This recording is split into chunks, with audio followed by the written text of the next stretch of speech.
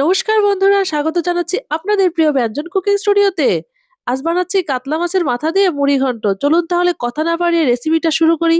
মুড়ি ঘন্ট বানানোর জন্য চুলায় একটি ফ্রাই প্যান বসিয়ে তেল গরম করে লবণ হলুদ মাখানো কাতলা মাছের মাথাগুলো তেলে ছেড়ে দিচ্ছি।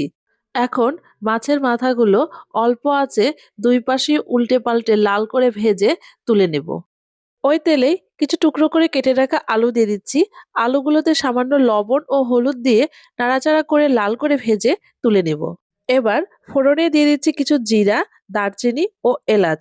দিয়ে একটু নাড়াচাড়া করে দিয়ে দিচ্ছি পেঁয়াজ কুচি।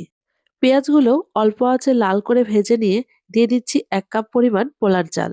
চালটা একটু নাড়াচাড়া করে দিয়ে দিচ্ছি স্বাদ মতো লবণ, হলুদ ও মরিচ গুঁড়া।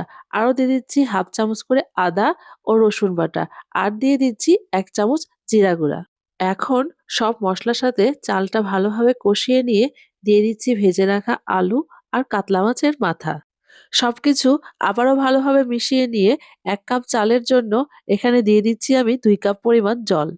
এবার একটু নাড়াচাড়া করে চালটা সেদ্ধ হওয়ার জন্য ৫ মিনিটের জন্য ঢাকনা দিয়ে রান্না করব।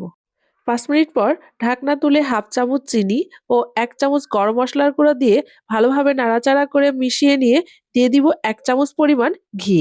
এবার ঘিটাও নাড়াচাড়া করে ভালোভাবে মিশিয়ে ২ মিনিটের জন্য ঢাকনা দিয়ে অল্প আঁচে দমে রেখে দিচ্ছি।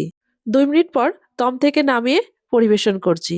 দেখুন তৈরি হয়ে গেল কাতলা মাছের মাথা দিয়ে মুড়ি ঘন্ট। ভিডিওটা ভালো লাগলে অবশ্যই একটা লাইক, কমেন্ট, শেয়ার আর সাবস্ক্রাইব করে আমার পাশে থাকতে ভুলবেন না কিন্তু। ধন্যবাদ।